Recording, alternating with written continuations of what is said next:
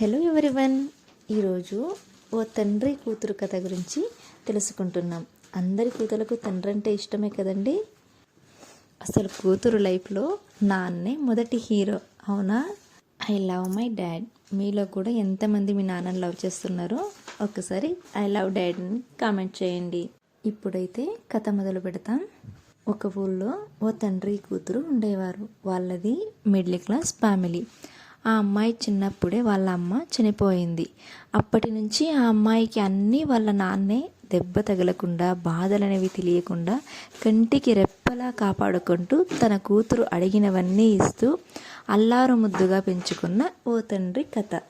అందరిలో నా కూతురు ఒకటిగా ఉండాలి అని పెద్ద కాలేజీలో చదివిస్తున్నాడు. అమ్మాయి ఇంజనీరింగ్ సెకండ్ ఇయర్ చదువుతోంది. ఒకరోజు కూతురు, నాన్న నాకు మంచి మొబైల్ కావాలి. తండ్రి, ఇప్పుడు నీ దగ్గర ఉంది కదరా, మళ్ళీ ఎందుకు? ఇదేం బాగలేదు. మా ఫ్రెండ్స్ అందరూ మంచి మొబైల్స్ వాడుతున్నారు.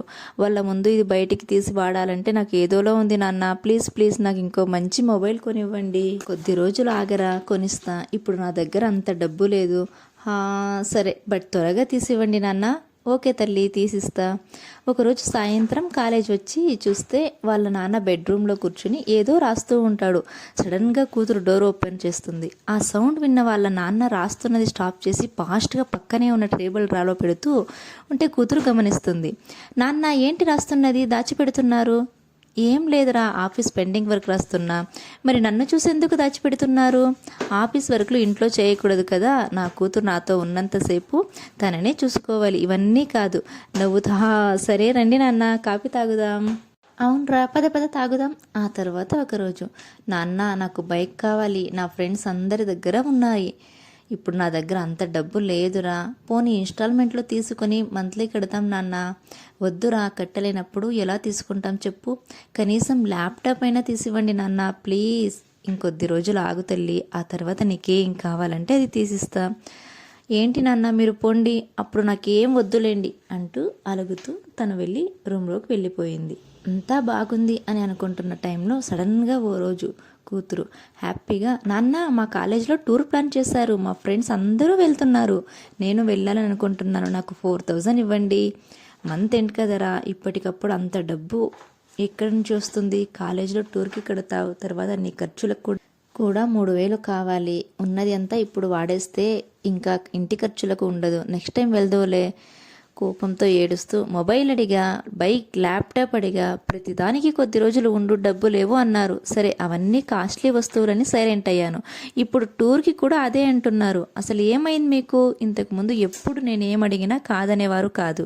అలాంటిది ఇప్పుడు ముందులా లేరు. మీరు పూర్తిగా మారిపోయారు. అసలు సంపాదించిందంతా ఏం చేస్తున్నారు నాన్న? నాకంటే, నా హ్యాపీనెస్ కంటే మీకేం వద్దు అంటారు? ఇప్పుడు చేస్తుందేంటి? అలా కాదు నాన్న, ఏడుస్తూ. వద్దు, మీరు నాతో మాట్లాడకండి, నాకేం చెప్పకండి అని రూమ్లోకి వెళ్ళి డోర్ వేస్తుంది. ఆ అమ్మాయి వాళ్ళ నాన్నతో మాట్లాడి 2 days అవుతుంది. వాళ్ళ నాన్న కూతురు మాట్లాడిన రోజు నుంచి అన్నం తినడు, బాధపడుతూ ఉంటాడు. 3వ రోజు నైట్ కూతురు రూమ్లో ఉంటే, తల్లి నీకు ఇష్టమైనవన్నీ చేసా, అన్నం తిందాం రారా. కూతురు కోపంతో, నాకేమీ వద్దు, మీరే తినండి. నా ఇష్టాలన్నీ ఎప్పుడో చచ్చిపోయాయి, నాతో మాట్లాడకండి ప్లీజ్ అని గట్టిగా డోర్ వేసుకుంటుంది. కూతురు అన్న మాటలకు మనస్తాపం చెంది తన రూమ్కి వెళ్ళి పడుకుంటాడు. మరుసటి రోజు ఉదయం ఎంత టైం అయినా డోర్ ఓపెన్ చేయడు. ఏంటి ఇంకా బయటికి రాలేదు? ఎప్పుడు ఉదయాన్నే లేచి నన్ను లేపేవారు కదా నాన్న, ఏమైంది ఈరోజు అని కూతురికి డౌట్ వచ్చి డోర్ ఓపెన్ చేసి చూస్తుంది. నాన్న కదలకుండా అలానే పడుకుని ఉంటాడు. అమ్మాయి మనసులో ఏదో తెలియని భయం. నాన్న చెస్ట్ పైన డ్రా కీ ఉంటుంది. అది తీసుకుని పక్కనే ఉన్న టేబుల్ డ్రా ఓపెన్ చేయగానే అందులో లెటర్ ఉంటుంది. లెటర్లో తండ్రి, నాన్న బంగారు, నాకు కొద్ది రోజులుగా హార్ట్ ప్రాబ్లం ఉంది. ఇప్పుడు నాకు నా ప్రాణం కన్నా నీ కెరీర్ ఇంపార్టెంట్. ఎప్పుడు పోతానో నాకే తెలీదు. అందుకే నీ పేరు పైన ఫ్యూచర్ LIC ఫండ్స్, పై చదువుల ఖర్చుల కోసం బ్యాంక్లో బ్యాలెన్స్, ఈ ఇంటిని నీ పేరుపైకి మార్చాను. ఇంకో ఇల్లు కొన్నా. వాటికి సంబంధించిన అన్ని డాక్యుమెంట్స్ ఈ డ్రాలోనే ఉన్నాయి. మీ అమ్మ చనిపోయాక మొదటిసారి నిన్ను నా చేతుల్లోకి తీసుకున్నప్పుడు నీ చిన్ని పిడికిలతో నా వేలిని పట్టుకున్నావు. అప్పుడే ఆ క్షణం నుంచి నా సుఖాలన్నీ మర్చిపోయారా? కేవలం నీ ఆనందమే నా జీవితంగా మార్చుకున్నా. నీకు ఒక్కరోజు నా చేతులతో అన్నం తినిపించకపోతే నాకు ఆ రోజంతా ఆకలిగా ఉండదు, తినాలని అనిపించదు. నీ సంతోషం కన్నా ఎన్ని కష్టాలైనా నవ్వుతూ భరించా. ఇంకా నా ప్రాణం పోయే వరకు భరిస్తూనే ఉంటా. ఎందుకంటే నా ప్రాణం, ప్రపంచం రెండూ నువ్వే. జాగ్రత్తగా ఉండు తల్లి.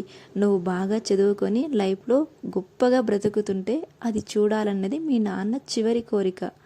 అమ్మాయి నోటి నుంచి మాట రాలేదు. ఒక్కసారిగా అమ్మాయి కళ్ళలో నీళ్లు గుండె పగిలేలా ఏడుస్తూ గట్టిగా అరుస్తూ నాన్న గుండెలపై వాలిపోతుంది. మిమ్మల్ని తప్పుగా అనుకున్నా, నన్ను క్షమించండి. ఒక్కసారి నాన్న, ప్లీజ్ కళ్ళు తెరవండి. నన్ను వదిలి వెళ్ళకు. సారీ, నాకు మీరు తప్ప ఇంకెవ్వరూ లేరు నాన్న. మీ ప్రేమ నాకు కావాలి. ప్లీజ్ నాన్న, నన్ను ఒంటరిని చేసి వెళ్ళకండి. నన్ను వదిలి వెళ్ళకు. ప్లీజ్ నాన్న, లేవండి అంటూ గట్టిగా ఏడుస్తుంది. ఎంత ఏడ్చినా నాన్న అయితే తిరిగి రాడుగా. అందుకే మనకు ఎంత స్తోమత ఉందో ఆ స్థాయిలోనే బ్రతకాలి. కానీ అంతకు మించి ఎక్కువ ఆశపడకూడదు. అలాగే మనల్ని ప్రేమించే వ్యక్తి ఒక్కసారిగా ఎందుకు మారాడు అని ముందుగా అర్థం చేసుకోవాలి. కానీ తొందరపడి అపార్థం చేసుకోకూడదు. మనం అనుకునే అపార్థాల వల్ల కొన్నిసార్లు కొంతమంది మన జీవితం నుంచి శాశ్వతంగా దూరం అయ్యే ప్రమాదం ఉంది. ఒక మనిషి మన పక్కన ఉన్నంత వరకు తన విలువ తెలియదు. ఎప్పుడైతే దూరం అవుతాడో అప్పుడే తెలుస్తుంది. ఫ్రెండ్స్, తొందరపడి ఎవ్వరిని దూరం చేసుకోకండి. ముఖ్యంగా అమ్మా నాన్నల్ని. మీలో కూడా ఎంతమంది మీ అమ్మా నాన్నల్ని ప్రేమిస్తున్నారో కామెంట్ చేయండి. స్టోరీ నచ్చితే ఇప్పుడు ఛానల్ సబ్స్క్రైబ్ చేసుకొని లైక్ చేసి షేర్ చేయండి.